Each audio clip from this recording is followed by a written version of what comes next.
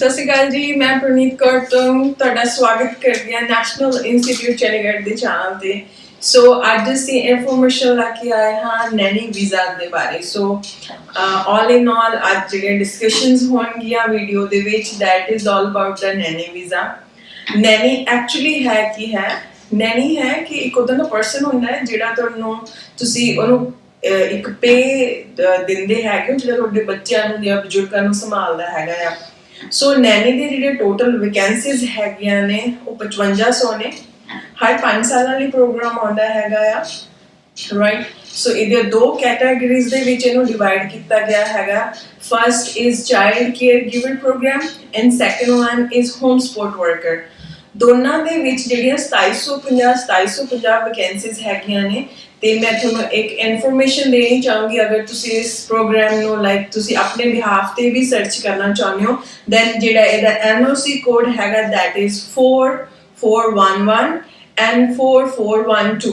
ਤੁਸੀਂ ਸਰਚ ਕਰ ਸਕਦੇ ਹੋ ਜੀ। ਕੋਈ ਵੀ ਇਨਫੋਰਮੇਸ਼ਨ ਚਾਹੀਦੀ ਹੈਗੀ ਆ ਪੂਰਾ ਟ੍ਰਾਂਸਪੇਰੈਂਟਲੀ ਜਿਹੜਾ ਡਿਸਪਲੇ ਕੀਤੀ ਗਈ ਹੈ ਇਨਫੋਰਮੇਸ਼ਨ ਕੈਨੇਡੀਅਨ ਸਾਈਟਸ ਜਾਂ ਕੈਨੇਡੀਅਨ ਜੋ ਵੀ ਇਨਫੋਰਮੇਸ਼ਨਸ ਹੈਗੀਆਂ ਨੇ ਇਸ ਪ੍ਰੋਗਰਾਮ ਦੀਆਂ ਕੈਨੇਡੀਅਨ ਸਾਈਟਸ ਤੇ ਅਵੇਲੇਬਲ ਹੈਗੀਆਂ ਨੇ।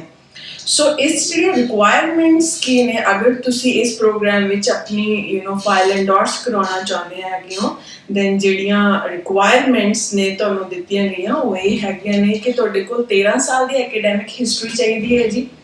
12ਵੀਂ ਤੱਕ ਤੁਹਾਡੇ 12 ਕੰਸੀਡਰ ਹੁੰਦੇ ਨੇ। ਉਸ ਤੋਂ ਬਾਅਦ ਚਾਹੇ ਤੁਸੀਂ ਗ੍ਰੈਜੂਏਟ ਹੈਗੇ ਹੋ ਜਾਂ ਤੁਸੀਂ ਪੋਸਟ ਗ੍ਰੈਜੂਏਟ ਹੈਗੇ ਹੋ ਐਂਡ ਤੁਸੀਂ ਇੱਕ ਸਰਟੀਫਾਈਡ ਨੈਨੀ ਹੋਣੇ ਚਾਹੀਦੇ ਹੋ and after your Naini course ਤੁਹਾਡੇ ਕੋਲ 1 ਸਾਲ ਦਾ ਇਨ ਅ ਰਿਲੇਟਿਵ ਫੀਲਡ ਐਕਸਪੀਰੀਅੰਸ ਚਾਹੀਦਾ ਹੈਗਾ ਆ ਕਿ ਤੁਸੀਂ ਵਰਕ ਵੀ ਕੀਤਾ ਹੋਇਆ ਹੈ ਐਜ਼ ਨੈਨੀ। IELTS ਦੀ ਜਿਹੜੀ ਬੈਂਡ ਰਿਕੁਆਇਰਮੈਂਟ ਹੈਗੀ that is 5 bands. General IELTS ਤੁਹਾਡੇ 5 ਬੈਂਡ ਜਿਹੜੇ ਨੀਡਡ ਨੇ ਜਿਸ 'ਚ ਰੀਡਿੰਗ 'ਚੋਂ ਤੁਹਾਡੀ 4 4.5 ਚੱਲ ਸਕਦੇ ਨੇ। Rest of the 3 module like listening writing and speaking ਇਹਨਾਂ ਵਿੱਚੋਂ ਜਿਹੜੇ ਤੁਹਾਡੇ 5 ਬੈਂਡ ਹੀ ਨੀਡਡ ਨੇ। ਸੋ ਇਹ ਪ੍ਰੋਗਰਾਮ 'ਚ ਜਿਹੜੀ ਲਾਸਟ ਚੇਂਜ ਆਈ ਸੀਗੀ ਦੈਟ ਵਾਜ਼ ਇਨ ਜੂਨ 2019। ਸੋ ਉਸ ਤੋਂ ਪਹਿਲਾਂ ਕੀ ਸੀਗਾ ਮੇਜਰ ਚੇਂਜ ਜਿਹੜੀ ਸੀਗੀ LMIA ਦੀ ਸੀਗੀ। ਪਹਿਲਾਂ ਤੁਹਾਨੂੰ LMIA ਚਾਹੀਦੀ ਹੁੰਦੀ ਸੀਗੀ ਬਟ ਯੈਸ ਹੁਣ ਜਿਹੜਾ ਫਰਦਰ 2019 ਤੋਂ ਬਾਅਦ 2024 ਤੱਕ ਜਿਹੜੀਆਂ ਰਿਕੁਆਇਰਮੈਂਟਸ ਨੇ ਮੈਂ ਤੁਹਾਨੂੰ ਉਹ ਵੀ ਇੱਕ ਵਾਰੀ ਲਿਸਟਡ ਅਪ ਕਰਾਉਣਾ ਚਾਹੂੰਗੀ। ਸੋ ਰਿਕੁਆਇਰਮੈਂਟਸ ਜਿਹੜੀਆਂ ਹੈਗੀਆਂ ਲਿਸਟਡ ਅਪ ਕਰ ਲਓ ਜੀ ਪਲੀਜ਼। ਨੈਨੀ ਦਾ ਕੋਰਸ ਕੀਤਾ ਹੋਣਾ ਚਾਹੀਦਾ ਹੈਗਾ ਜਿਸ ਤਰ੍ਹਾਂ ਮੈਂ ਪਹਿਲਾਂ ਵੀ ਤੁਹਾਨੂੰ ਦੱਸਿਆ ਹੈਗਾ। ਐਕਸਪੀਰੀਅੰਸ ਚਾਹੀਦਾ ਹੈ ਤੁਹਾਨੂੰ। ਇੱਕ ਆਫਰ ਲੈਟਰ ਚਾਹੀਦੀ ਹੈਗੀ ਆ।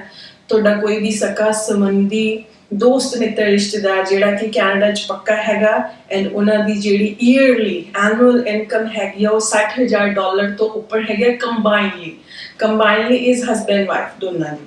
ਓਕੇ ਐਂਡ ਉਹਨਾਂ ਦੇ ਘਰ ਕੋਈ ਬੱਚਾ ਜਾਂ ਬਜ਼ੁਰਗ ਹੈਗਾ ਆ ਤੇ ਉਹ PR ਹੈਗੇ ਨੇ ਉਹਨਾਂ ਤੇ ਕੋਈ ਕ੍ਰਿਮੀਨਲ ਕੇਸ ਨਹੀਂ ਹੈਗਾ ਉਹ ਤੁਹਾਨੂੰ ਇਸ ਪ੍ਰੋਗਰਾਮ ਦੇ ਲਈ ਇਨਵਾਈਟ ਕਰ ਸਕਦੇ ਨੇ ਸਪਾਂਸਰ ਕਰ ਸਕਦੇ ਨੇ ਵਰਕ ਲਈ ਤੁਹਾਨੂੰ ਆਪਣੇ ਘਰੇ ਬੁਲਾ ਸਕਦੇ ਨੇ।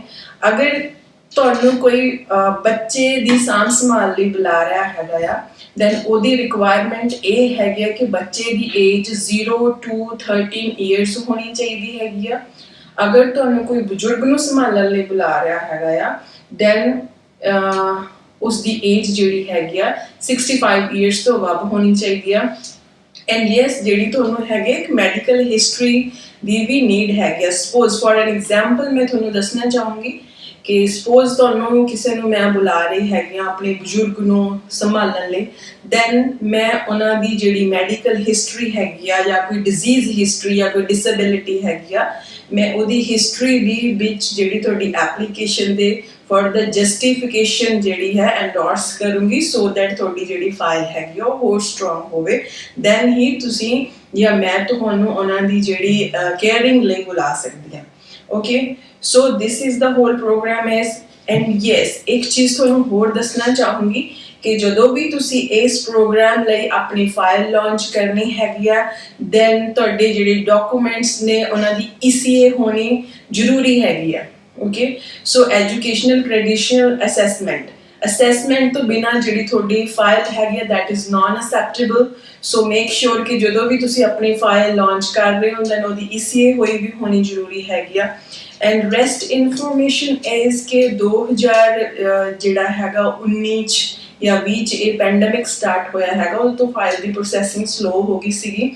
ਬਟ ਯੈਸ ਨਾਓ ਜਿਸ ਤਰ੍ਹਾਂ ਹੀ ਹੁਣ ਇਹ 2021 ਐਂਡ ਅਪ ਹੋਣ ਤੇ ਹੈਗਾ, ਦੈਨ ਫਾਈਲ ਜਿਹੜੀ ਪੈਂਡਿੰਗ ਪੁਰਾਣੀਆਂ ਫਾਈਲਸ ਪਈਆਂ ਨੇ ਉਹਨਾਂ ਦੀ ਜਿਹੜੀ ਪ੍ਰੋਸੈਸਿੰਗ ਆ ਉਹ ਬਿਟ ਫਾਸਟ ਹੋ ਗਈ ਆ ਤੇ ਰਿਵਾਈਵ ਕਰਨਾ ਸ਼ੁਰੂ ਕਰ ਦਿੱਤਾ ਪ੍ਰੋਗਰਾਮ ਨੇ 1 ਜਨਵਰੀ 2022 ਤੋਂ। ਫਿਰ ਪ੍ਰੋਗਰਾਮ ਜਿਹੜਾ ਹੈਗਾ ਆ ਉਹ ਖੁੱਲ ਰਿਹਾ ਹੈਗਾ, ਫਾਈਲਸ ਤੁਸੀਂ ਆਪਣੀਆਂ ਲਾ ਸਕਦੇ ਹੋ।